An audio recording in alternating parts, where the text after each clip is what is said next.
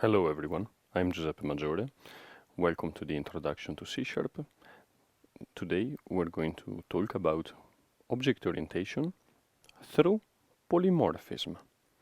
Now polymorphism refers to the ability of a data type in a statically typed programming language, so for example a record, to be used in a context, like passed as an argument to a function, that expects an argument of another type.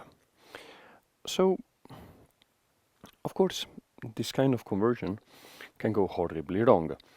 You cannot perform any reasonable conversion between, say, a number and a person. But some conversions, where one type can be seen as a strict subset of another data type, are performed automatically by the language for us. Let me show you the basics of this. Let's say that we have a function. Let's see if the language is smart enough to use type inference for functions. Okay, it is. This is a recent improvement, by the way. Let's say that this function takes as input a floating point number and just prints it. Okay. Now, of course, type safety requires that if we pass, let's say, a boolean to it, we get a compiler error stating, okay, cannot convert from bool to float. And here, this cannot convert already hints at polymorphism. C# doesn't ask itself the question, is this the same type? But asks rather the question, is this type convertible to the target type? Obviously, if we pass, say, 0.5f, the conversion is successful. Well, there is no conversion needed between a type and itself. But what if we were to pass an integer? Also, no error. This is, let's say, the first example of polymorphism, you could say. If you look at it from a mathematical perspective, there are more floating point numbers than there are integers. Why? Because every integer is also a floating point number. 15 is the same as 15.0. Adding 0.0 does not cause any loss of precision because we're not really making up any information in the domain of numbers. We can just add the missing information as a 0 and we haven't introduced any margin for errors. But of course the opposite is not possible, because if we say int and we try to pass, let's say, 3.5f, well, there can be no automatic conversion. Also, between 3.0 and int, the conversion is usually just in one direction, because we lose precision, we lose details, like we lose the ability from float when we convert from int to float. Well, int has less values than float, so int fits within float. So only this direction of conversion from, let's say, less information to more information that is a strict subset is allowed. The opposite, of course, isn't. Another kind of conversion, always in the domain of numbers, would be that, let's say, if we have a double, of course, we can convert from int to double, but also we can convert from float to double, because float happens to have also less values. Every single floating point value can be reflected into an equal double, but because double has more precision, the opposite is not true, and so the opposite conversion cannot be performed. When it comes to custom data types, though, how does C# know? C# is a nominal programming language, meaning that it doesn't convert based on structures, like, for example, TypeScript does. So C# is a lot stricter at this type conversions. C# uses a language feature that is known as inheritance, which allows us to control this sort of conversion mechanism. So suppose that we wanted to define a product, and there are two possible variations of product. So let's define our product first. Record. Oh, well, it has to be the last statement because we're using the lightweight syntax. Okay, so we have the product, has a name, it has a description, and it has a price. I'm using decimal, which is a numeric data type, which is very heavy on memory and processing, so it's quite computationally expensive. You wouldn't want to use this, say, in a video game in real time, but it's very precise. Double and float suffer from precision issues, but with prices you really want to be, 100% correct. Now, we want to define the fact that a perishable product is a product, but it has an expiration date, a best before date. So how do we do this? We can say that a perishable product, for records, I'm going to have to copy all these fields, plus the extra field, date only, best before. Now, I'm going to add a very important bit of information for the language. I'm going to say that the perishable product inherits, that's the colon, from product, but now I have to specify the mapping between the perishable product fields and the product. So name, description, and price.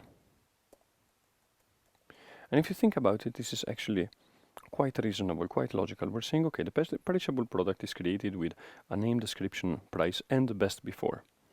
But actually, the name, description, and price are, you could see this as an invocation of the constructor of the product, which is contained inside the perishable product.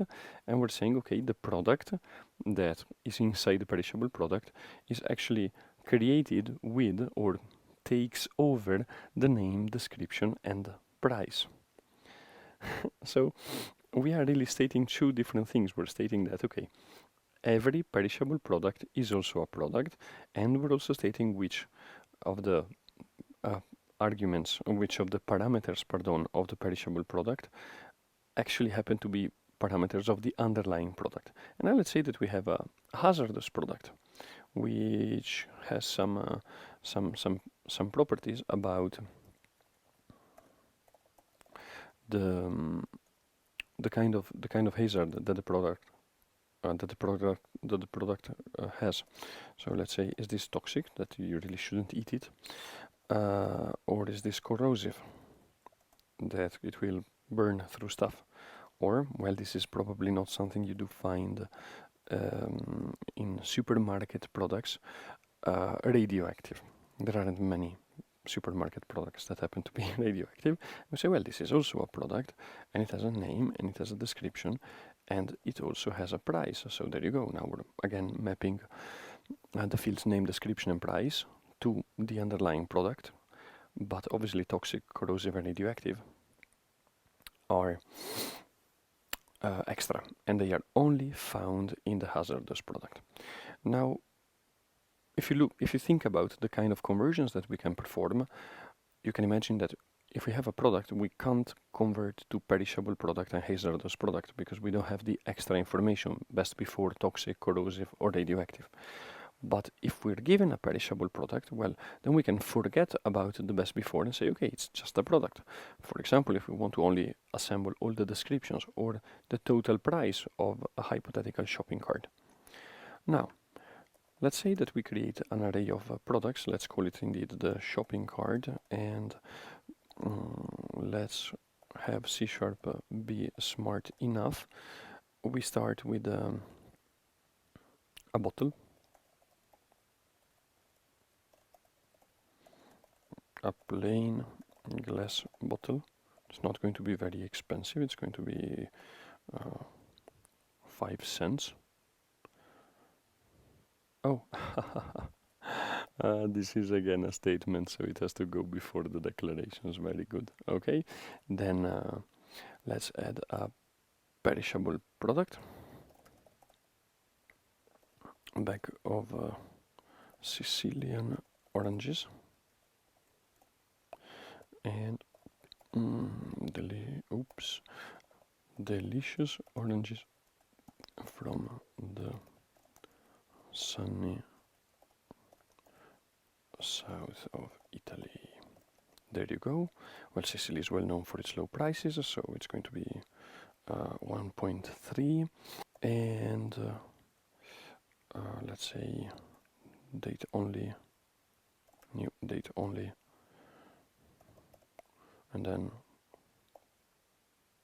let's take a look at the constructor.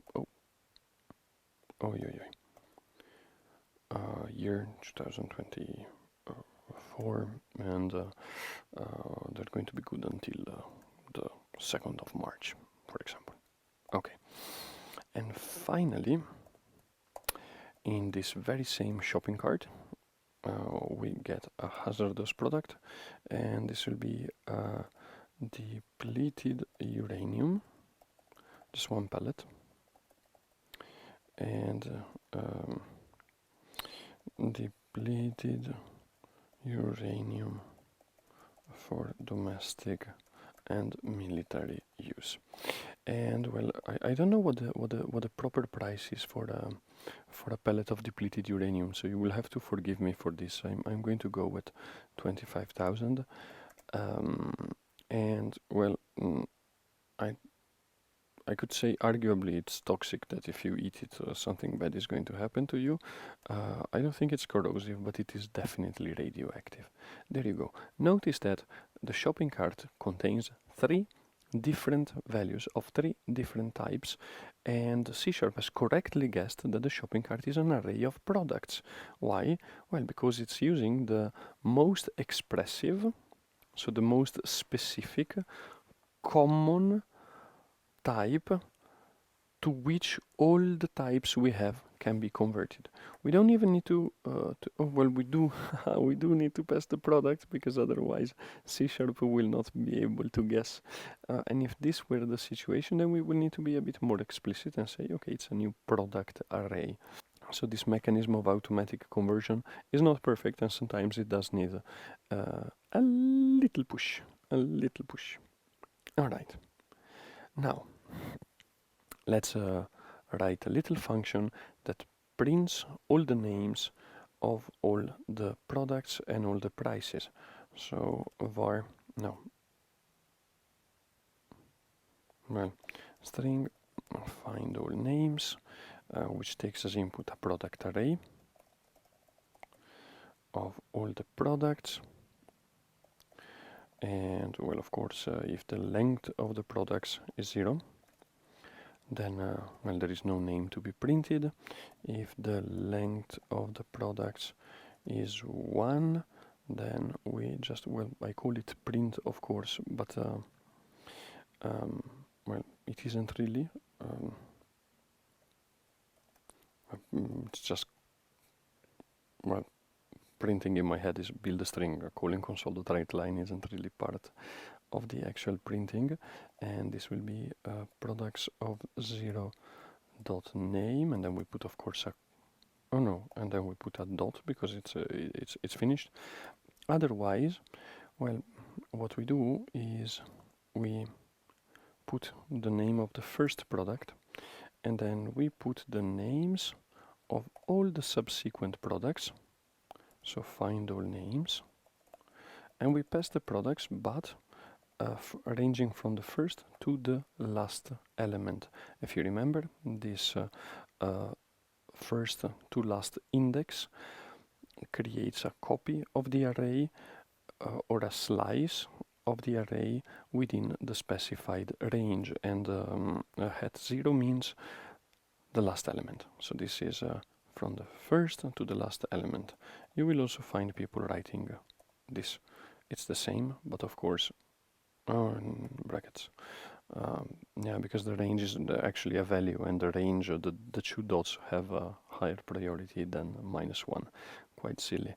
But of course, this looks like, yeah, 10 times more big brain.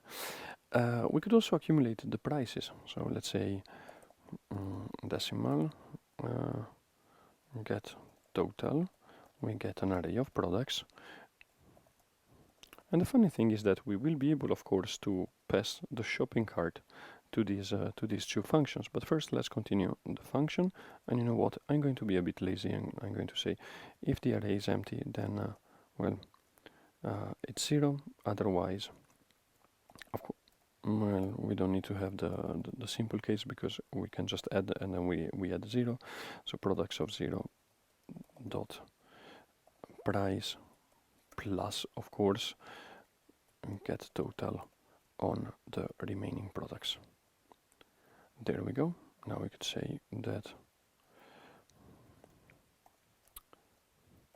the total for final names of the shopping cart is get total of, well, again, the shopping cart. Let's run this little program. Let's see what happens. And we get the total for bottle, bag of Sicilian oranges and depleted uranium is €25,001.80. Well, let's say euro. Yes, much more professional now.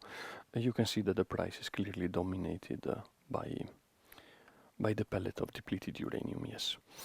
And so the powerful thing is that now the array of shopping cart contains values of different types. If we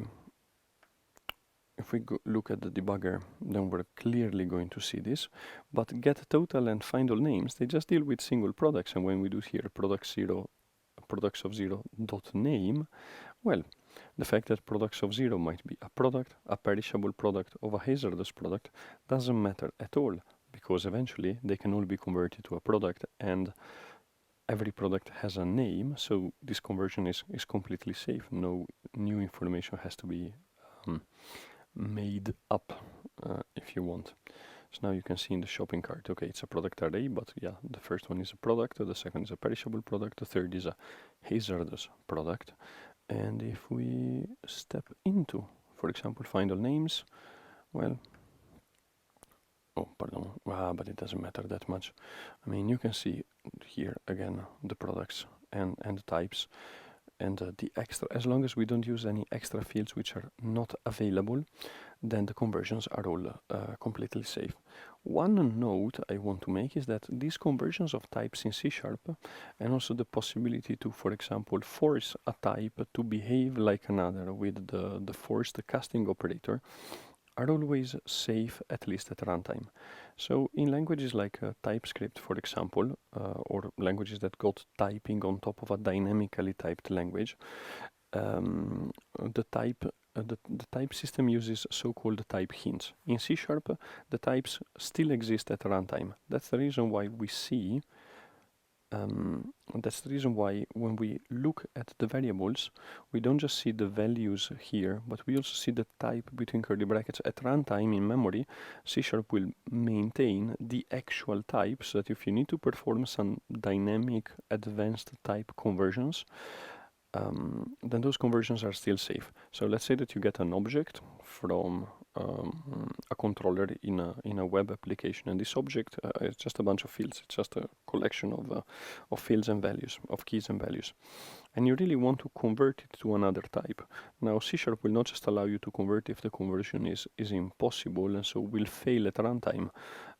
So whenever you get a type, the type has been constructed properly and is guaranteed to work. And if there is no way to make dynamic conversions work at runtime, then C# will rather crash than continue. Whereas, again, in TypeScript, you can use the as operator, which is also present in C#. Then you simply say, I vouch for this type having this structure, and then it will just be accepted. It will just, the program will just stumble on with the type system and the value of the actual object at runtime being misaligned. This is not possible in C#. So C# is very, very strict. Also, I want to point out what this would roughly look like in memory. You know what, I'm going to start with the heap. Of course, in the heap we have the product. Let's say that this is the first thing that is created, so this is ref0, because the array cannot be created before the product and before the three products. So ref0, what's in here?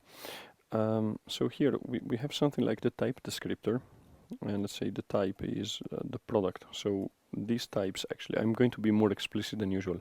So this is a type descriptor, which is sort of the header of the type that says what follows now is a product. Because if later on you want to really check on type, like we're going to look at the switch is statement in a moment, then, well, we do need to know this value. This you don't need to create. C# has populated this for you and guarantees that it's going to work. Then we have the name, bottle, we have the description, blah, blah, blah. Well, the extra values are not very exciting. Then we have ref1. Ref1, the type is perishable product. It has name, bag of Sicilian oranges. But of course it has a best before date, which is 2024-3-2. Then we have ref2. And ref2, the type is hazardous product. And of course there's the name. I'm going to copy it. There's the description, the price, blah, blah, blah, and especially there's toxic, true, and the rest of the extra values. All right. So this is one representation, but you could also see this as a slightly different type. You could also see, and this is really up to well, how C# chooses to represent this, as actually ref1 containing a product. So you could say that the base value, and we will see that base actually is a keyword that plays exactly this role. Base is ref3, and here we only have best before, so the fields that are unique to the perishable product with respect to the product, but at ref3 we will find a product. And in here, of course, we have the name, being bag of Sicilian oranges, etc., up until the price, but not the rest. And here also ref2, well, it's not supposed to contain the fields of the product, but rather a reference to the underlying product. So what we're basically stating here is that there is a product inside the hazardous product and inside the perishable product. That whenever we need to perform the conversion, we don't need to put any effort. Like if you want to convert the hazardous product, here, this one, into, if you want to convert it into the underlying product, well, you just pick base and you are done. Okay, now, suppose we have our shopping cart. Our shopping cart is a polymorphic array. There's products, but these products could also be perishable or hazardous. And suppose now that we want to know what is the earliest best before date of all the products. Well, what's the challenge? The challenge is that if a product is perishable, yes, it has a best before date. So we can take it into consideration. But if the product is hazardous or is just a normal product, then it has no best before date. So, first of all, this means that our function, let's call it earliest best before, will not return a date only, but will return a date only question mark, because it might be null. If there are no perishable products whatsoever, then there is no earliest best before date. But the other challenge, much more substantial, is that, okay, so we have to find out for each product what kind of product, what dynamic type, we call it, it actually has. So is it a hazardous product, is it a perishable product, etc. As a matter of fact, we only care about whether or not it is a perishable product. So here, well, of course, we will start by checking whether or not the length of the array is 0, because if it's 0, then there's nothing to do. We can simply just return null and be done with it. Otherwise, well, we have to get the earliest best before date between the best before date of the current product if it is a perishable product, and the earliest perishable day, best before date of the rest of the array. So we've seen this pattern already of zooming into the current element, let's say, versus the rest of the array. But finding out what kind of products of zero actually is going to be done with a very beautiful feature of the language, which is called the switch is statement. So we switch over products of zero, and we check whether or not it is a perishable product.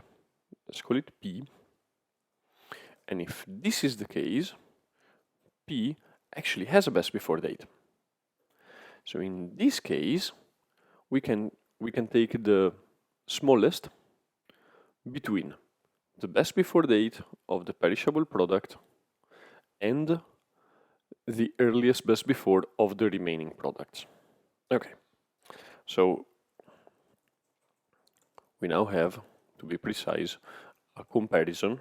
I'm going to say we have a versus a comparison. We're going to write it out between the best before date of P and the earliest best before of the remaining products.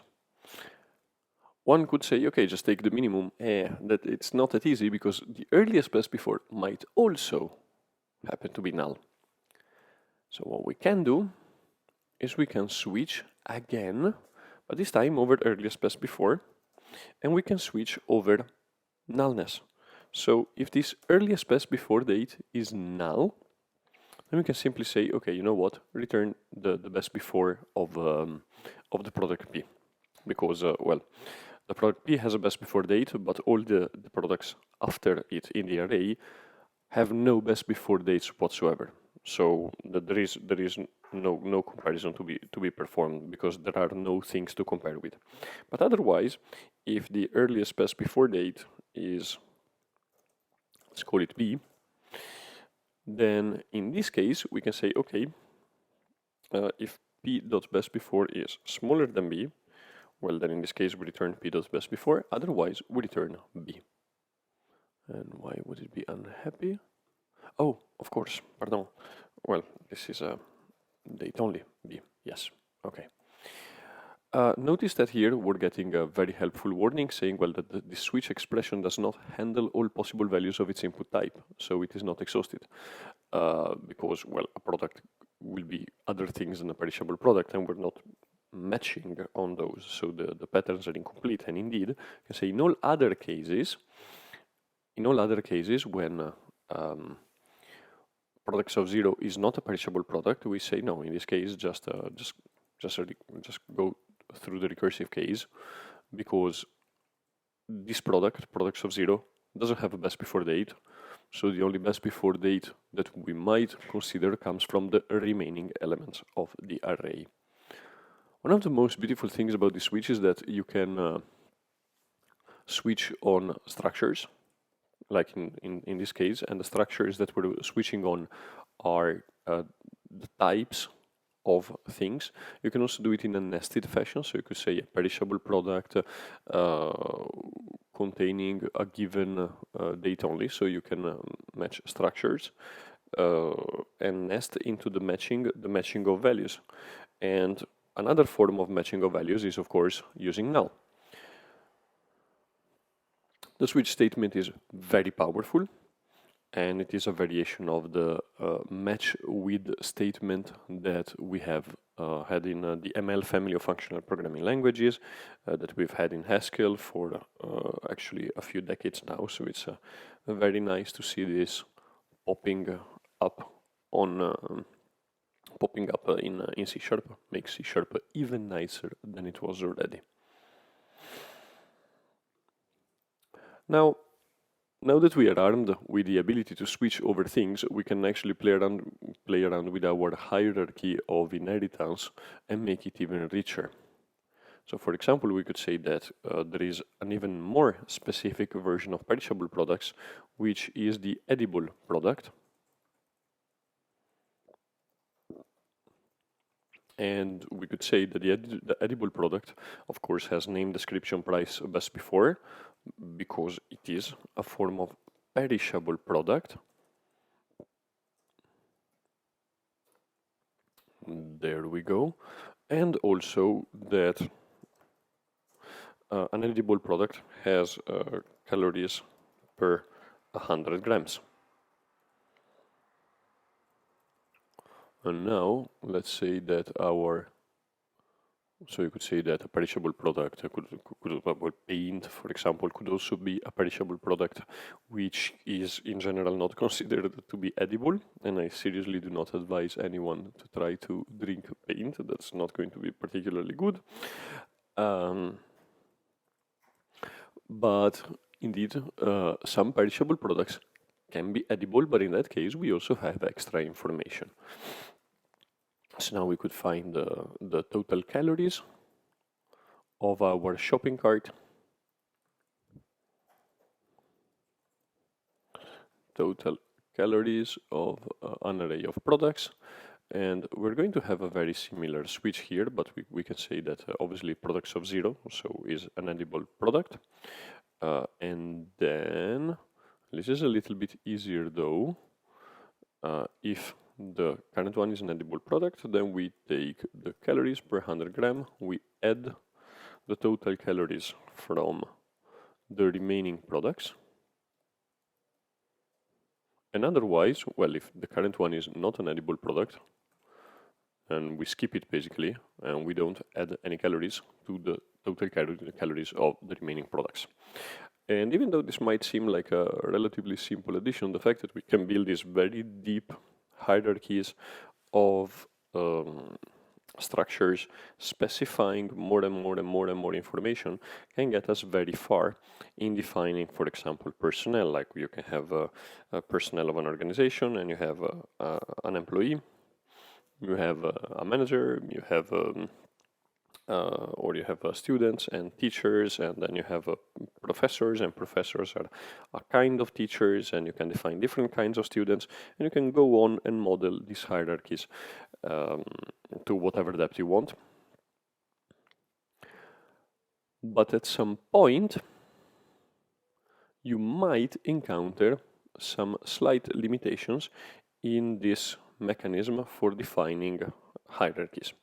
And now we're going to talk about the instruments that are available in order to make these limitations less annoying and less problematic.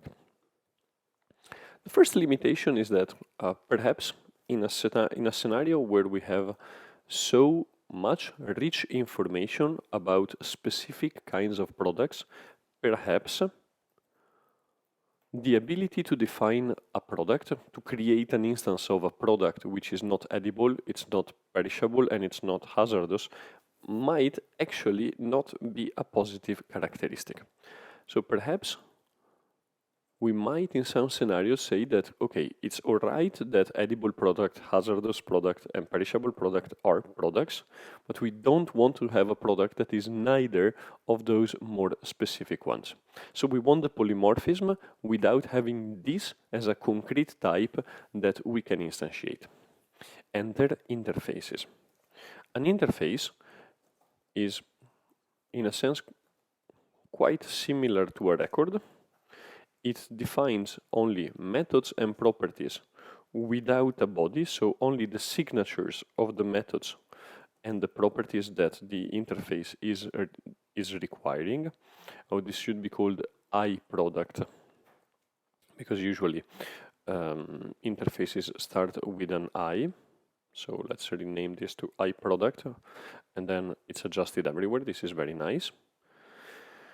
And now, a few things have happened. The first one is that here we can't create an instance of an interface anymore, because an interface is just a type that acts as a placeholder, that contains a series of placeholders for properties and methods, so that whenever another concrete type implements our interface, it will be checked that this type that implements the interface actually contains all the methods and properties of the interface, and if one is missing, we will get a compiler error.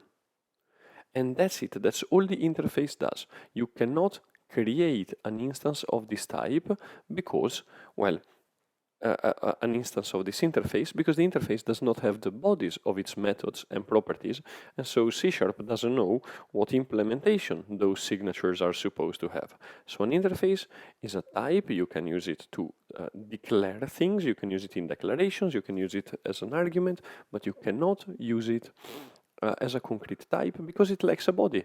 So it's just a placeholder, a set of requirements for a variable.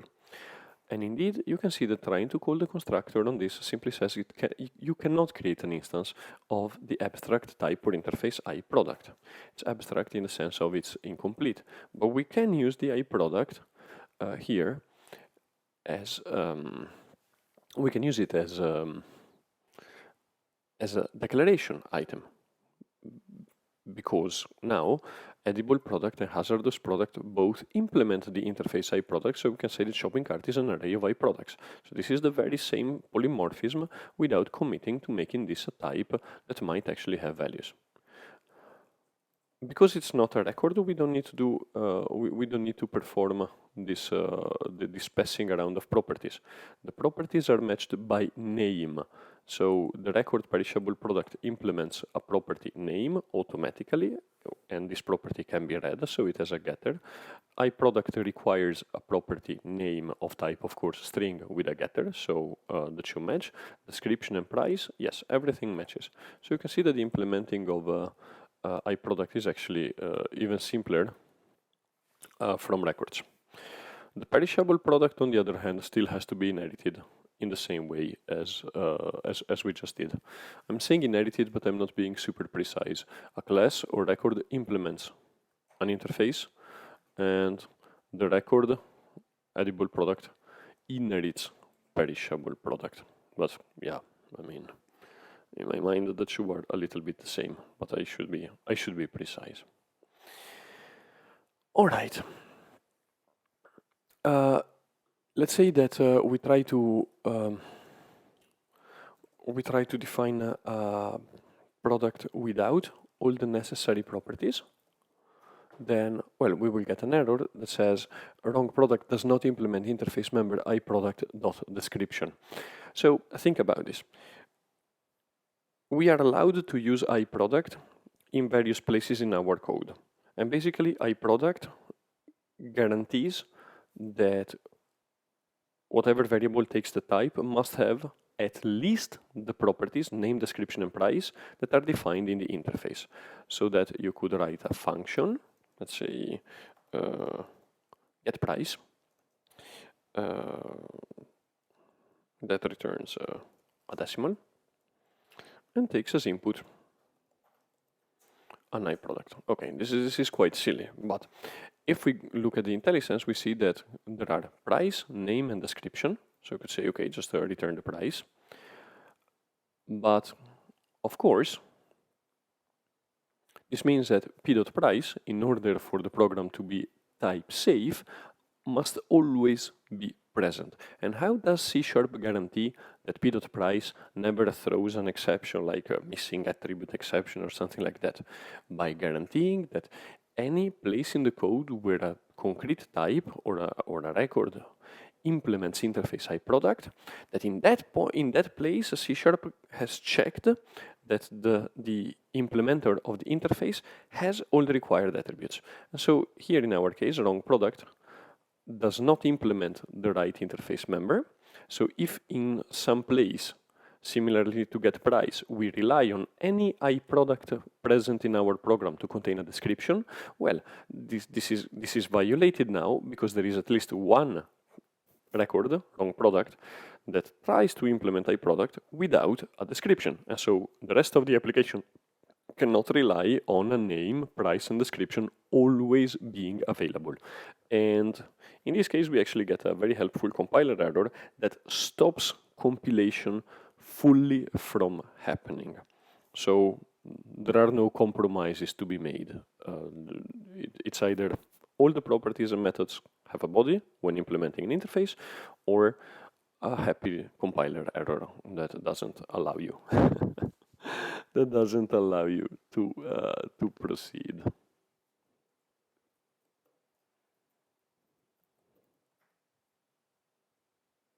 You might think that we already have a lot of power at our fingertips, and that would be completely true. But even though records can do most of what we might need a data type to do, sometimes we might want more control, fine-grained control about exactly what data a custom data type contains, what data it exposes outside of itself to functions, methods, etc., and what operations it supports. And in this case, we go from records, which are just a sort of straightforward containers of data that support polymorphism, to classes. Classes in C# are the foundation of all data types, including tuples, arrays, functions, etc. Classes in C# are everywhere. They can do everything, but of course, and even the out-of-the-box functionality of the language, like records themselves, is essentially based on classes. I would say with the exception of functions and arrays, where there is a little bit of internal trickery, but you get my point. So classes are the fundamental building block of any data types in C#. This means that using classes also has a flip side, because, well, the flexibility they offer adds complexity, especially when compared to these very straightforward data types such as records. So I would say we now enter a realm that is super powerful, but also risky. I would not advise using classes unless you are pretty sure that simpler data types don't cut it. All right, let's remove all of this. Let's leave our right line statement because, as we know, otherwise the language complains. There we go. Now, the core of what a class does is to contain data. A class is a unit of calculation that contains data and operations on this data. The class has a name, and in a sense, a class is sort of a micro program, if you will, with also, again, in a sense, an entry point. So let's say that we want to represent a two-dimensional point. And the two-dimensional point has x and has y. Okay, let's unpack this. So we have defined a sort of scope, and this scope is a sort of template for a mini program. On its own, the class doesn't do anything yet. In this scope, two variables are available. Two floating point variables, an x and a y. Of course, these variables, which inside a class we call fields, can have any type we want. They can be primitives, arrays, tuples, other classes, records, etc. Primitive data types, such as floats and ints, are contained inside the scope of the class itself. Complex data types like records or classes, which are stored by reference, well, then we will simply have the reference pointing to the heap memory where that other instance is declared. The class can contain data, but we must define a sort of entry point, a way for the fields to get properly initialized. And we do this by means of a special function known as a constructor. So let's add the constructor, point 2D, and, well, the auto-suggestion says, okay, you might want to take two parameters in this constructor. The constructor is just a function, a special function that is called when the point 2D is in a point 2D is initialized, and well, these parameters can be used to initialize these fields. But how do we distinguish between the parameters and the fields if they have the same name? Well, there is one special variable which is a reference to the current instance of the class that is being initialized, which is called this. And if you look inside this, then you get x and y. And so this.x refers to the field defined on line 10. And so we can simply say this.x is equal to x. And in doing this, what we're saying is that the field in this particular instance of the class, the field x, has to be initialized to the value x, which is a parameter of the constructor. And then we can initialize y. There we go. We can create an instance of the class. And we do this by means of the new operator. So we can say p1 is new point2d, and then we could say yes, well, 0, 0. And we can say p2 is point2d, and let's say 1, 0. But there is a snag. The constructor point2d taking as input two floats is inaccessible due to its protection level, because by default everything in a class, fields, methods, constructors, is marked as private. And private means that you can use it inside the curly brackets of the class itself, but you cannot use it outside. So in order to make the constructor accessible, we need to mark it as public. Let me rerun the compiler. Now the IntelliSense got stuck, so unfortunately we have to reload the window. Yeah, that's the challenge, the issue of using preview software.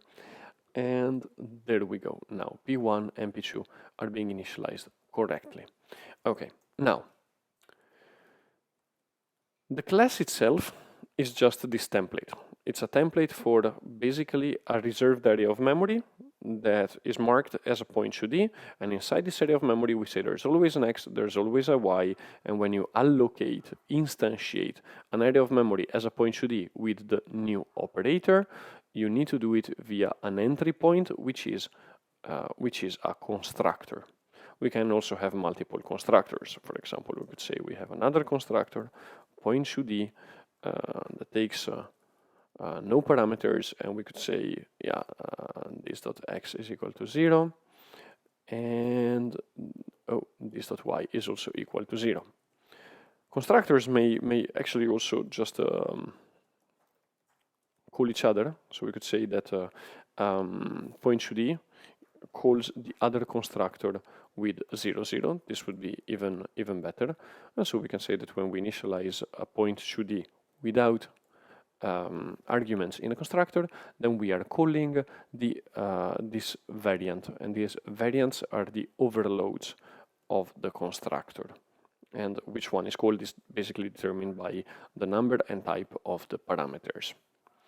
Now, what is happening here is that we are allocating two blocks of memory to point2ds. So memory is going to look like this. We're going to have, as always, a stack. On top of the stack, we will have P1 being, let's say, reference 0, and P2 being, let's say, reference 1. And then in the heap, we have at reference 0. Well, of course, you might remember we need to track the type, and the type will be point2d. And then we have x, which in the case of P1 is 0, and we have y, which in the case of P1 is also 0, but then at reference 1, the type descriptor is still point2d, but x is 1 and y is 0. Every block in memory with a type descriptor of point2d is called an instance of the point2d. So we have here the general recipe, the shape, the structure definition. This is inert, but we can activate it into a new area of memory with the new operator. And this creates, indeed, an instance that is active and which refers and behaves according to the template. If we wanted to try to use our points, for example, saying that, well, P1 is, and then P1.x and P1.y, we encounter again an access error, because point2d.x is inaccessible due to its protection level, that is, it's private. We could go nuclear and simply say, okay, you know what, make it public. But, oh, again, so this is an error from which the IntelliSense can't really seem to recover. Ah, okay. I can give it a kick by rewriting at least one element of the broken line. Good. Anyway, but the point of classes is to hide information in the most accurate way in order to expose exactly the right and useful amount of information, hide all the internal implementation details of the application, of the class in this case. Well, a class is an application in a sense, that got me. So that, yeah, internal mechanisms are hidden and kept private, and also whenever we want to change data, we do it by means of secure operations, because let's say that we want to start by allowing users to read from X, read from Y, change X and change Y freely. You could say, okay, then marking the fields as public is okay, but later on you might want to be able to, I don't know, track the changes. So, for example, you might want to have a point should that actually saves the history of all the positions of the point in an array. And, well, if you just write a field and everyone in your application can write the fields X and Y, then, yeah, that's it. You can't really do this reliably. So what we're going to do is we're going to define mechanisms that control, especially, well, reading, but much more importantly, writing of our fields, because writing and the changes of the state are the things that we want to govern and the things that we want to sort of keep flexible and modifiable in the future. Now, well, of course, sometimes it might even, we might decide that it's okay to temporarily just expose a field, but for reading only. In this case, the field will be writable only inside the constructor or the initializer. You can have a field initializer like this with a constant or other fields. Is it true though? No, indeed, just with constants or simple expressions.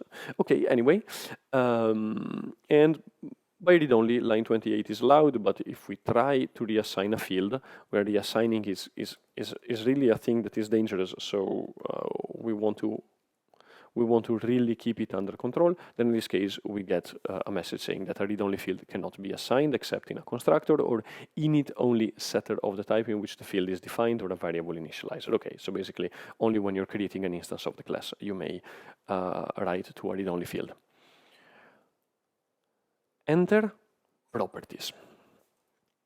Okay, so let's say that we want to turn X and Y again back into private fields, like they should be.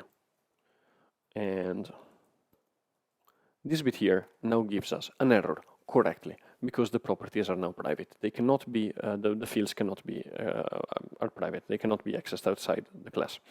Okay, cool. Now, what we can do is we can define a property. Let's call it capital X, and whenever someone tries to read it, we return the underlying field. And we also define a property Y that whenever someone tries to read it, we get field Y in return. Now, these properties X and Y may be read, because they are public. And even though here these properties are trivial, we could also say that we want to do a little bit more than just returning these properties. For example, than just returning fields. For example, we could have a length property or length squared property that returns x times x plus y times y. And if we do want the length, well, we would simply need to do math.sqrt of, well, the IntelliSense now has to cooperate. Okay, yeah, let's say that we read oh, and this would be a double. That's okay, you know what, let's just cast it to float. And semicolon. So reading a property might also result in performing a calculation. Imagine also that we have a person a person has a birthday, and we want to have an age property, which is just the number of years. And then you would calculate the age as the number of years between now and the birthday. So properties can expose fields, but they can also expose fields that are calculated on the fly. So properties are very, very useful. So now we've achieved actually two things in one go. One thing is that we've made these fields hidden. And this is very good, because we don't want to expose fields publicly. And now we're controlling access to our fields by means of these properties that are just methods that we can call pretending that they were fields. Let me show you something even nicer. Properties, well, when we just put an arrow, then it means that the property can only be read by looking up the field, the property, as if it were a field. So we just write p1.x, and whatever is to the right of this arrow will basically be evaluated for us. But in a property, we can also say that there is a getter and a setter, and the getter and the setter are full-blown methods. Here we can declare temporary variables, we can do for loops, we can do while loops, we can do if conditionals, we can call other methods, etc. So inside these curly brackets we can put as much code as we want. In particular, the most interesting is that we have a getter and a setter. And in the setter, we have a special variable which is called value, which is whatever we assigned to the property. So if we say p1.x is 100, then we are invoking the setter and the value is becoming 100. Let's actually take a look at what the debugger says about this. Okay, so we have p1. Let's step into, oh no, step into didn't do what we wanted. Oh, what a pity. Well, let's use a breakpoint then. Let's put a breakpoint here. Let's take a step, and value is now 100. Because set isn't really, doesn't look like a function syntactically, then the value has been exposed as the only, you could say, implicit parameter that is always available when invoking set. Now, we could also make this tracking point where we store all the previous values of x and y whenever they're assigned. So let's say that I create a list of tuples, float and float, previous values. This list we initialize. This is a so-called field initializer. Yeah, the value assigned to it is never used. Yeah, chill. I mean, I get it, that it really wants to help, but it may chill. Okay, just give me time to finish, dear Roslyn. Okay, and then we add x and y, so that whenever someone tries to assign a new value to x, for example, we simply add a previous value. This is a very wasteful implementation. It's going to use a lot of memory anyway, but you know, if you need it, you need it. And we can do the same for y. So we can say that y has a getter that simply returns y, and has a setter where well, we mark the current value as a sort of checkpoint, and then we say, okay, y is equal to value, in order to expose the new value. And now y is oh no, it's not really complaining. It's just again, the IntelliSense is a little bit borked. Okay, very good. So now what is happening? Let's you know, take a quick reasoning break. By using a property for x and y, usually the property just starts quite trivial. Starts basically like this. You can expose get and set if you want to make a value mutable. But by using a property, reading and writing to the field now goes through custom code. And this custom code may be simple, and it's certainly going to look simple to the end user, which is nice because then you don't have to think about, oh, I'm calling a method and what does this method do? No, no, really, you're just reading and writing a value. That's easy. That's what the user of your class has to think about. But we, as writers of the class, maintain the power and ability to change the code of the getter and especially of the setter, so that whenever you change the class, you can perform this change. Whenever you change a value in the class by invoking a setter, you have the ability to perform all sorts of logic. You can perform validation. You can perform, like we're doing now, a sort of change tracking. You can synchronize data with an API. You can do whatever you want. So exposing a writable field is, I would argue, in most cases, sort of a mistake, because yeah, you're exposing the field, and then other users, other developers may simply break the internal logic of your class because they don't perform the right validations or the right tracking or the right whatever when they write the field. But by exposing a settable property, you maintain control over what happens before or after the field is assigned. So if there's a value that must be avoided at all costs, yeah, put a control in the setter and rather throw an exception than accept the assignment of a value that is disastrously wrong, for example. So properties give us a lot of power. But because this power is not required, is not always required, it's also possible to simply have shorthands. The shorthands, especially for the getter, are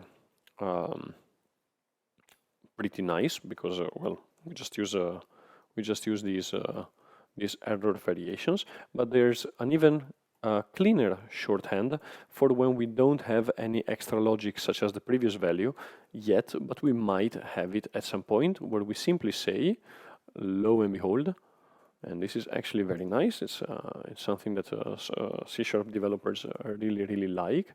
We can simply say get semicolon set, and we can drop the definition of the underlying fields. Ha! Just like magic. So what we're saying here is that, okay, I have two fields, x and y, and I have two properties, x and y. And the properties x and y use the fields, and the fields are invisible. They are declared by C# for us, because this is something that happens so often and so commonly that the C# designers decided to streamline the process of declaring fields and defining properties, etc. But what we also can do is we can say, okay, you know what? Right now, I want to disallow writing to properties, and so if I can mark the property as public, so the getter is now public, but the setter as private. And so now I've decided, okay, I allow reading the properties x and y, but for now, I disallow writing the property. And later on, I have all the flexibility of allowing writing of the property, defining the code that governs how the property is written, and so on. Now, properties are perhaps one of the most beloved features of C#, and I do remember actually when C# was still new, and most people called it at the time just C#'s more or less closed source proprietary version of Java. I do distinctly remember properties being shown as one of these super cool things, because otherwise you would have to define methods like getX and setX, and those looked objectively really ugly and tough to think about. So yeah, properties do hold, you could say, a special place in my heart as a C# developer. The only way to actually pass something to a property to parameterize its behavior is with indexers.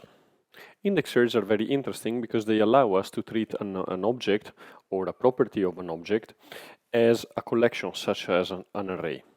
Let's dive into an example right now. So let's say that we have a record person with the usual name and surname. Okay, very good. And then we have the class team. Let me give a little push to Visual Studio Code because it looked terrible. Okay, so let's have a class team, and in the class team we have a team lead. and we have the team members. Okay, now let's generate the constructor for the lead and the members. Okay, very nice to have an ID that takes care of all the boring stuff for us.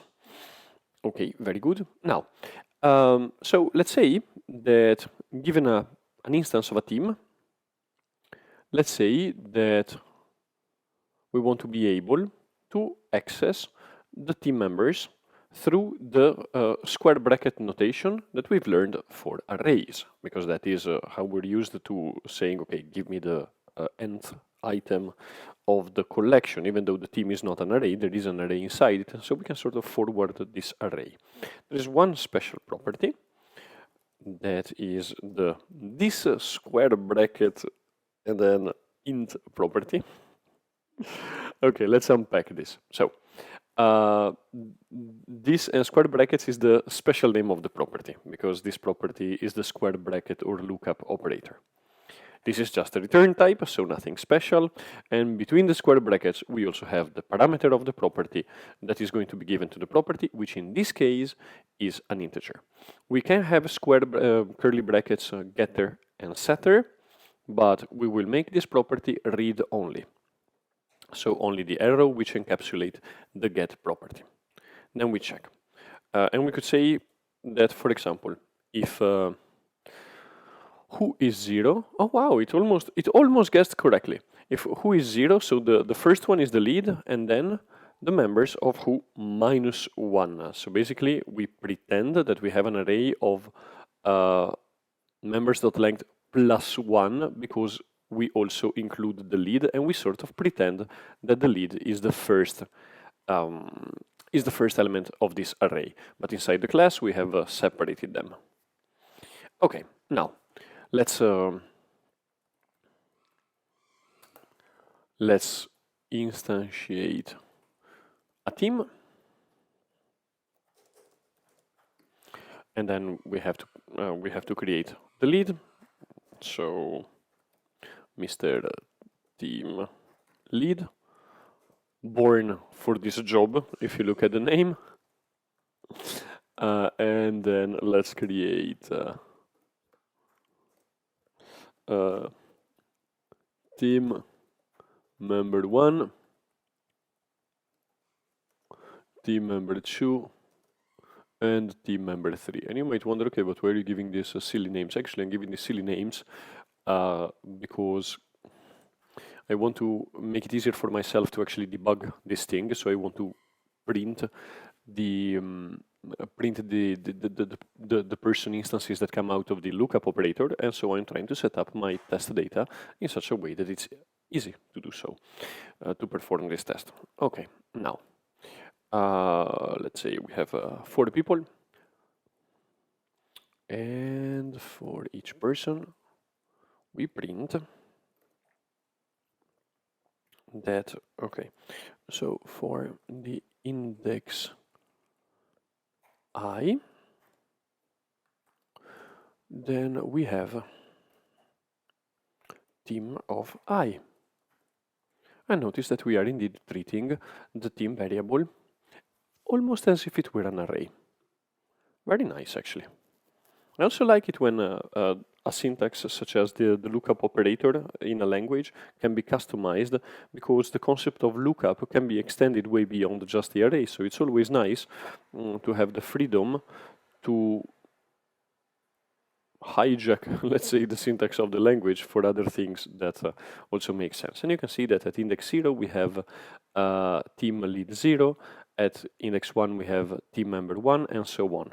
And yeah, the setup of the test data, which in our case took a few seconds, makes it easier to see that indeed the right index is yielding the right instance of person. But let's now do something that I do consider to be extremely cool. Let's improve this somewhat ugly condition. First, first, let me do something else. First, let's add the length. because then, or the team size is better than length, and this will be members dot length. Let's say, yeah, okay, number of members. Perhaps this is even better. It's just an int. Okay, whatever, it's fine. But I don't want to arbitrarily say that a special number 0 is the team lead and the member start at 1, because we could decide that, for example, the team lead is the last element, or pick another random number to be the index of the team lead.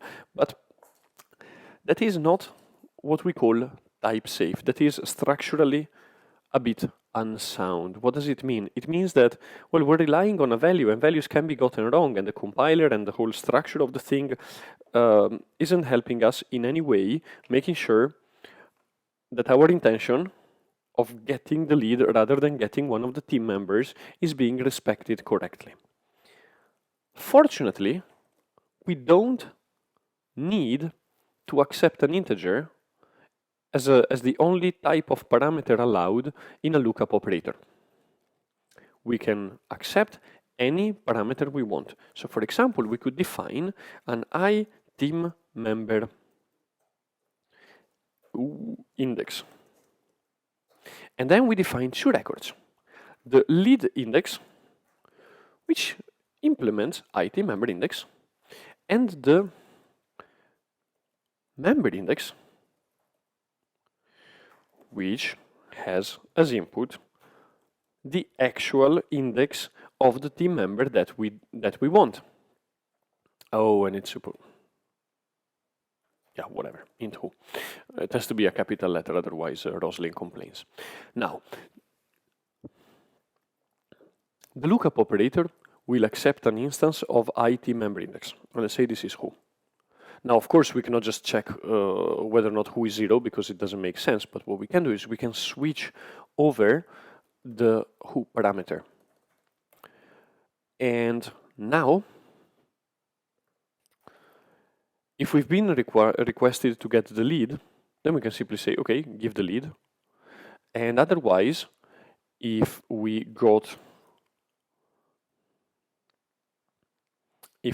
a member index, let's call it M, then we can get members of M dot who. And why is it unhappy? Well, this is not true, because there aren't any other cases. Well, there might be other cases, other implementations of the IT member index, because there is no way to say that IT member index is only inherited by lead index and member index. So what we're going to do is we're going to get the member index out, and then instead of lead index, because we know that it has to be lead index, then we give the lead. Now, oh, there is something unhappy. Well, let's take a look. Online. No, oh, yes. Of course. Because now we're trying to pass an integer, and this doesn't make any sense, of course. So, well, here we're getting the members. So we're actually forced to state correctly, what do we want? Do we want a member, or do we want the lead? So in this case, we pass a member index of I, and right before doing that, well, now it doesn't make a lot of sense to say that this is index 0, because it isn't, and this is the new lead index, and let's try this, and there you go. So we get the lead 0, but we have explicitly requested the lead, and then, oh yeah, now the indices are shifted, but that's okay. And look, the thing that's beautiful about this is that we're using the square bracket syntax, and the square bracket syntax is powerful because it clearly identifies a lookup of something. This, after you program a little bit, after using arrays, etc., this gets ingrained into almost into your no, not subconscious, well, almost actually. and it's a mathematical syntax, etc. So there's all to say in favor of the square bracket syntax. Then, what you put into the square brackets, well, okay, it can be a number, but actually it's just a way to tell the thing that's being looked up into what do we want, and this is just information that we have to provide. If this information is properly structured, structured means that we categorize it, we make some neat little boxes of information. One box of information would be the lead index. That doesn't carry anything else, just you get a lead index and you, okay, I know what to do with the lead index. But the other kind of box of structured information is the member index, and in there is actually an extra payload, which is, well, which member do you actually want?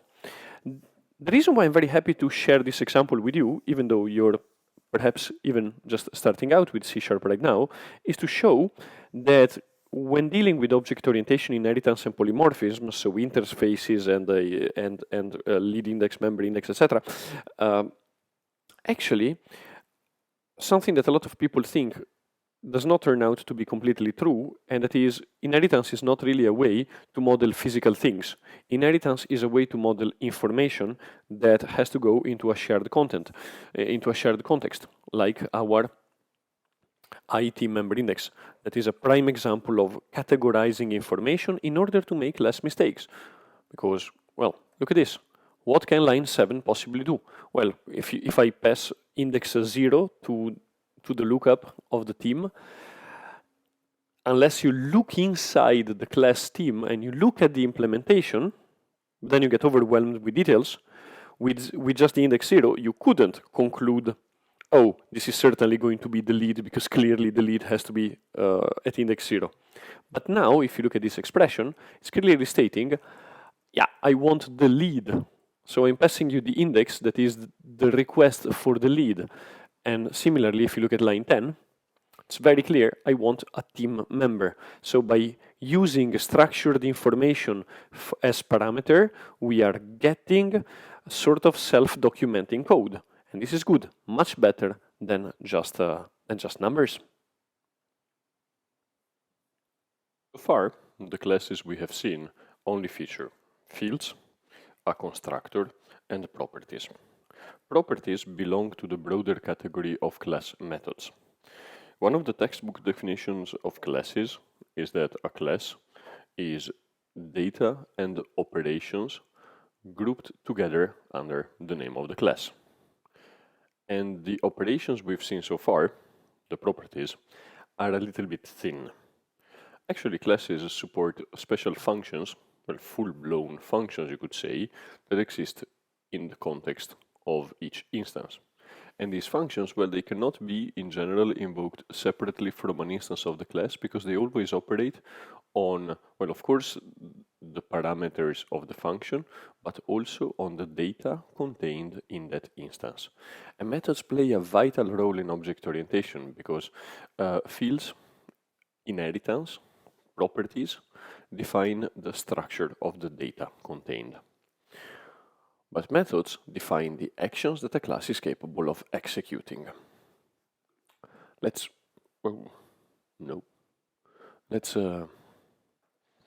dive into it. Now,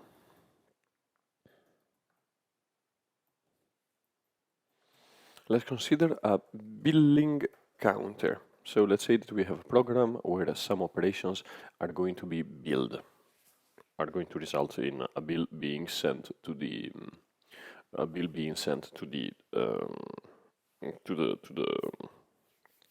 customer. Okay, so let's say that we have a count, of course, and this count will be based. Oops, what have I done? And this count will be based on on this property, and this count will result in the bill. Okay, and of course we have the constructor, billing counter, and in here we set the count to 0. Very good. Okay. Now, the count, we don't want anyone to mess around with the count. So the count is gettable, so everyone can read the current count for the current billing cycle. but it cannot be set from outside the billing counter, because the logic of how the billing counter is set and what happens around setting the billing counter, well, this we want to keep under control. Now, let's say that we have three sorts of billing operations. We have a small, medium, and large. So we define a method which looks really actually just pretty much like a function, and this method is small, then we'll define the method medium, then we'll define the method large. Between the curly brackets, we can act on, well, the instance, this that refers to the billing counter where small has been called on, because you could have many billing counters in your application, one per customer, for example, or even multiple per customer.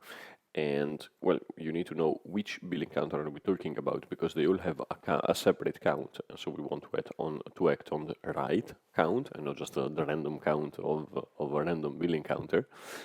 And so here we say this.count++.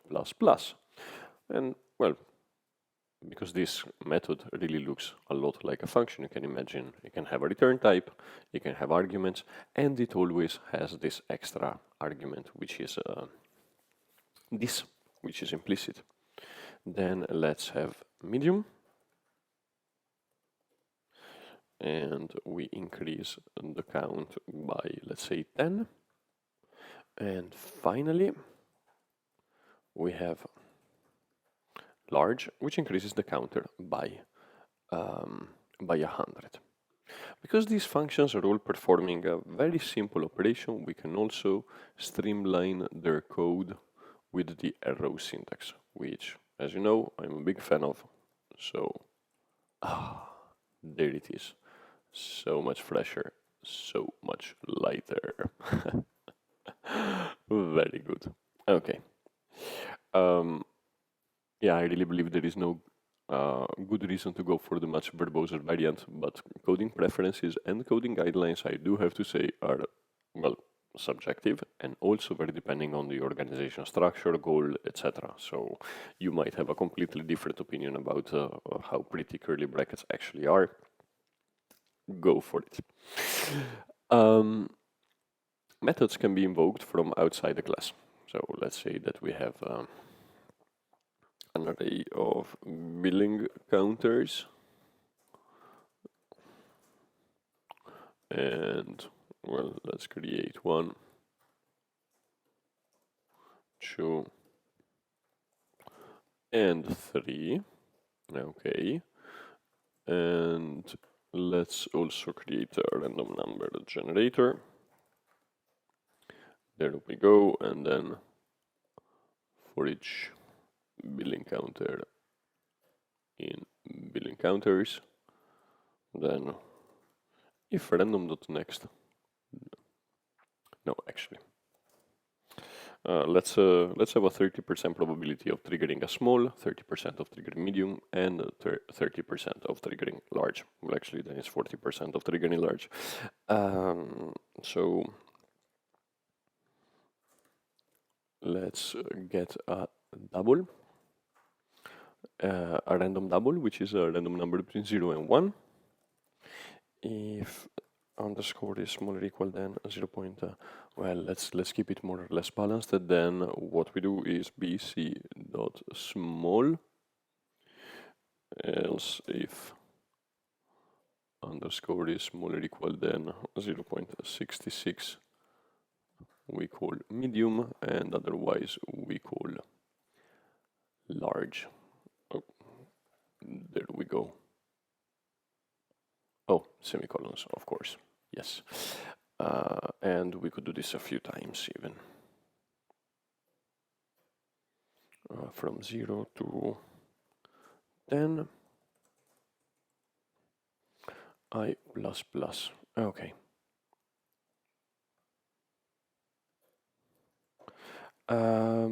Now, what we can also do is we can print all the billing counters, because we would like to see how far they've come. So for each BC in billing counters, console.writeLine, and then we print BC. Let's see what happens. Okay, we run it. The billing counters have been increased. Oh, we just see billing counters. So by default, we just get to see the instance of the class. Well, let's adjust this. There is one special method, which is, oops, which happens to be the toString method, yes, which we need to override. We'll talk about this in a moment. For now, just accept that yes, we need to add override anyway, which returns a string and is called toString. And this is the special method that is being invoked here when we try to print on a billing counter as if it were a string. So this is a conversion operator. Okay. Well, not much to do actually, because for toString the only thing we really do is print the count, and we see, well, that they have some reasonably random counts. Very good. Okay. And of course there is no uniformity. Oh, well, first tends to be smaller, but that's again the strangeness of random numbers. Okay, very good. Now, you might have noticed that these three methods all do roughly the same thing. So a good practice would be to define one single method that parameterizes the thing that is different about these three, and that would be the step of the increase, and invoke that method only once. Let's do this. So let's make this private, because this is an internal method, and we've decided that our business logic only allows a small, medium, and large. So these are the, let's say, this is the business logic that comes from the business domain. But from a technical perspective, yeah, we are going to anticipate the fact that perhaps the business requirements might change, and there might be an extra large or extra small step or whatever. You never really know. So we're going to add some flexibility. Okay. So incre is private, is a private method, because we don't want others to call it accidentally, because for now the only operations we want to be able to support are small, medium, and large. So look, if someone were to try to call incre of 5, well, this is just a disallowed operation. And perhaps, you know, the person who is using the billing counter and the person who defined the billing counter class are not the same developers in the same team.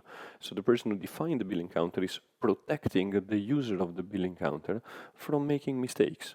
Because, well, not everyone can know the full domain of the full business logic without any mistakes for a large application at all times. That's simply impossible. So this is really a way to tell people, these are the only things you're allowed to do. This is for the person who wrote the billing counter. So this is for the guy who knows how the billing counter is supposed to work. All right. Now here we increment by 1. Here we increment by 10. And here we increment by 100. Now, there is a bug in the application. Oh no, that's terrible. I'm absolutely sure that you are all excellent developers, so you will not have to deal with bugs, but I do, unfortunately. That is, welcome to my life. And so all of a sudden I need to print. When the increments are happening, because some increments don't make sense, something is being incremented wrongly, so I need to add some logging, and well, let's do it. So what we're going to do is we're going to print. We're going to do two things which are nice for logging. The first is that I'm going to have a publicly gettable, privately settable, unique name. There you go. And I'm going to get the name as a parameter. Very cute, it guessed correctly. All right. So now, whenever the increment is called, I'm going to say, building counter this.name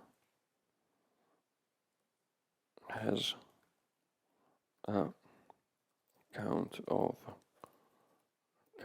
and is being incremented by step. Notice that by changing the constructor of name, I'm getting a compiler error at every place where the building counter is instantiated, in our case only line 5. This is a little trick that I was taught many years ago, where basically you actually induce compiler errors to get a sort of to-do list. And now I have a to-do list, which is I have to think of a name for my building counters. This will be BC1, but I mean, they could, for example, be the name of the customer associated with the billing counter. That would probably be a more logical choice. Oh, and also, but in general, adding a parameter to a method in order to find all the instances of the method is a very neat trick, because the compiler is there, and yeah, it's a lot more reliable than just a search and replace or this kind of stuff. So using the compiler as your to-do list. I'm also going to add something else. Datetime.now.total milliseconds. Or let me see. To universal time. Nah, it's okay. Let's no. Let's leave the full timestamp. You know what? Let's leave the full timestamp. Oh, yes. Okay. And I mean, this is going to be pretty long as a message, but imagine that you realize that, yeah, okay, and also these things that we're doing are all happening at the same time, so probably we would also need to print the milliseconds or the Unix timestamp. But imagine that you find out that at a given moment an operation has been logged as a billing counter got a value that doesn't make sense. Then you can look at the operations, and when the operations happened, you can see 100. No, there's something wrong in the logic calling this, and then you can use these logs to zoom into the bug.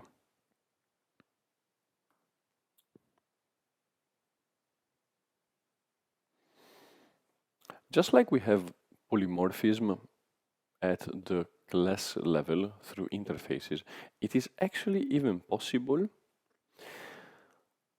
to define multiple methods with the same name and even multiple constructors.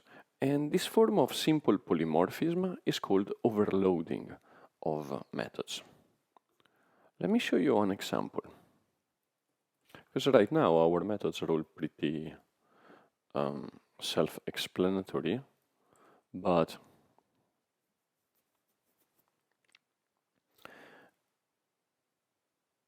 in the sense that, yeah, every method is non-ambiguous, it has some simple parameters, etc. But what if we could have multiple implementations of the same logic, but based on slightly different parameters? Let me show a simple example. Let's say that we have a record person,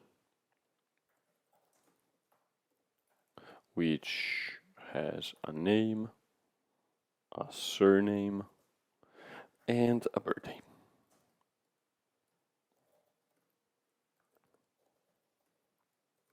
Okay, and let's add a method to the person, because the person is a record. This has to be immutable.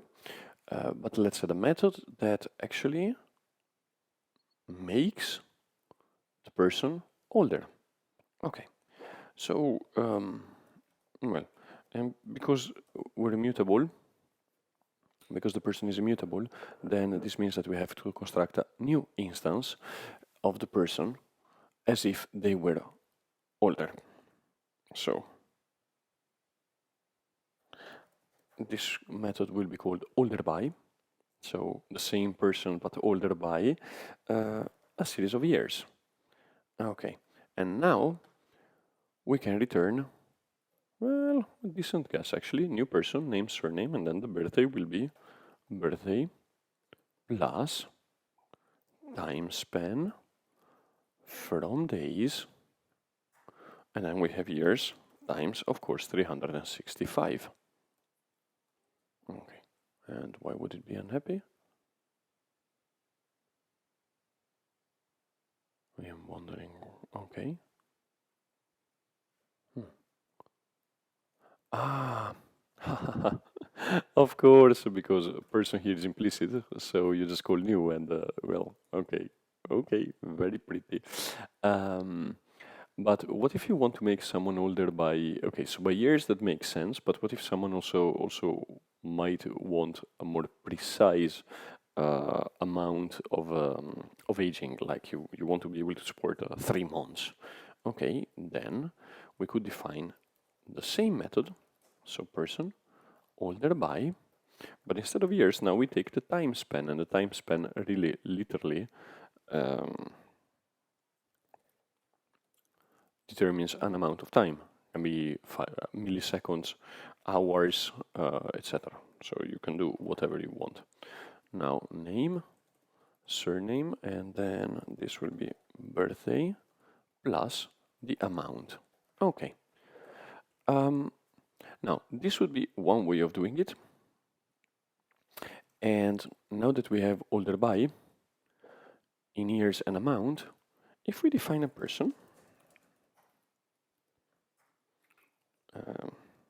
well, let's make this self-referential, Giuseppe Maggiore, and then new date time, and let's say that I was born in 1986, and then the 2nd of March.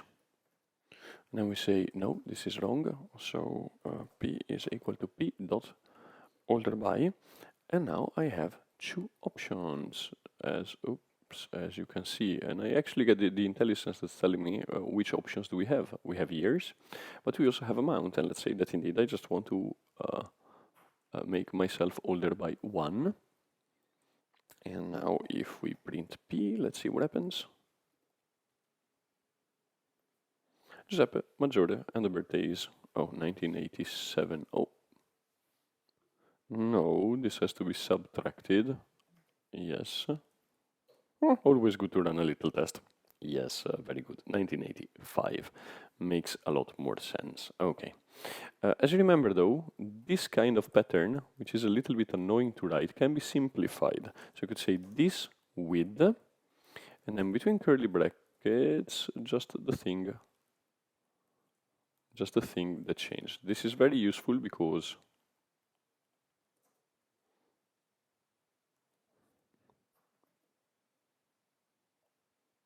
well, will be if not new.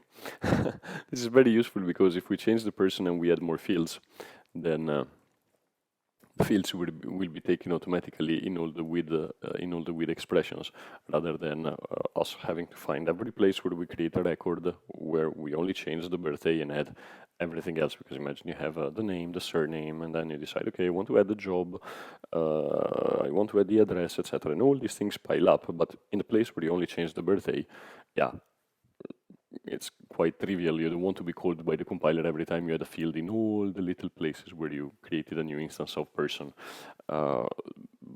because yeah, now you have to add another field. So this is very nice. It's a nice sort of a form of automation. Also, what just happened is that we introduced a new pattern, which is immutability. Immutability is this pattern where, well, the methods that would change something don't actually change it, but rather create a new instance of this thing, but with a copy of everything that is supposed to stay the same, but the fields that were supposed to change modified in the copy. This is very important because if someone has a reference to an instance of a person and they don't change it, they also don't expect it to change. I'm referring to code. So let's say that you have two parts of the application and they run in parallel. And in C# things can actually run in actual parallel in different threads. So literally at the same instant in time. Things are happening and if you have two threads with the same reference to the same person and it changes on one side, but the other side doesn't expect it to change because the code of the other thread doesn't change the person, this will lead to very weird concurrency errors. And one of the best tools to manage this is indeed immutability, that if someone wants to change something, they create a new copy, but everyone else holding a reference sees that the reference value, the values pointed at by the reference do not change. Let me show you how this would work with the billing counter, for example. Because having things that change automatically and implicitly makes it possible for you, for example, to do the equivalent of having a thread that's driving the car on the highway and then accidentally starting a thread that takes that car to the mechanic and starts working on the engine, and then you have two things that are happening at the same time. So basically, you have the mechanic strapped on the bonnet trying to fix the car while you're driving 130 on the highway, kilometers an hour, by the way. So yeah, that simply doesn't make any sense. So in the case of, for example, our billing counter, the easiest way to do this would be, well, and also to get the compiler guide us in the refactoring would be, okay, first of all, we remove the setters. And by removing the setters, now we're getting compiler errors that are stating that, yeah, in some places we're trying to adjust the step, and this is not okay. And incr will now return a new billing counter.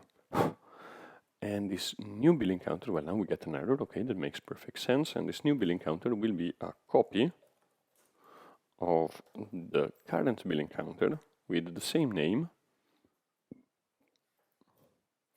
and the count incremented by step. But all our constructor, which makes perfect sense, only accepts the name. So now we have to create a new constructor, which we're going to make private, that takes as input the name and the count, and initializes the count to the parameter passed. Now here there's no reason to invoke this constructor to have the logic of the constructor duplicated, so we can simply call this full constructor, which is private, so no one else can create a billing counter that doesn't start at 0. So anyone using the billing counter, again, may only call the billing counter construct that doesn't take the count, and may only call small, medium, and large. Well, of course, we have to adjust them because they now return a billing counter and not void. Okay, very good. But so here, you could see this as a sort of mini thread, and you could see this as the place where we share the state. Well, when we have the reference BC, that reference is there, it's constant, it's safe, and then I can reassign. Okay, we have to rethink this, no problem. So now we need the index inside the billing counters array. Very good. Then we get BC because the iteration variable is not assignable. So BC will be billing counters of J. We reassign the billing counter at every operation. And at the end, billing counters of J is equal to BC.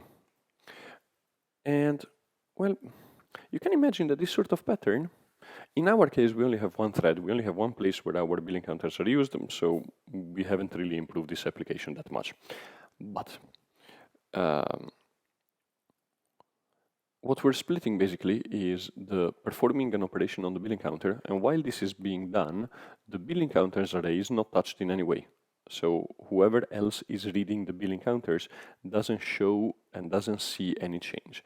And we're very clearly splitting the business logic of our application, so the operations that are being performed, we're splitting those from the reading and writing from the global state, so the serialization of our data.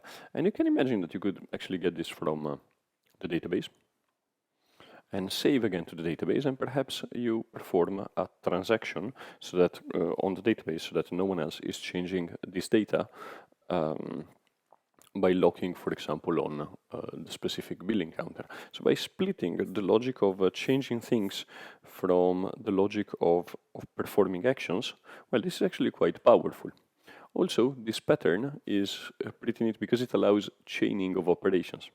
So, for example, we could say, okay, well, because bc.small returns a new instance of a billing counter, we could say, okay, no, we always want to have a small operation followed by whatever operation we actually are supposed to perform. So we want to increase our bills by a small one every time. So whenever there's an operation, we say, okay, there's an administrative cost, and that is small. And we can do this by chaining, because when we say bc.small, this returns a billing counter, and we can say, okay, on that billing counter, create immediately a next one, which also performs large. You will see this pattern a lot in the .NET framework, especially when we deal with link and advanced queries. So yeah, this is a very famous pattern, which is actually really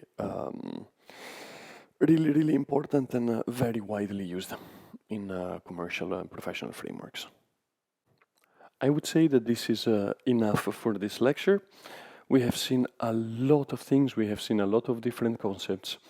Of course, learning how to write proper classes in C# is as much a technical endeavor as it is, to an extent, a little art, because there is a component of designing your data structures, giving them names, giving them operations, splitting up your domain.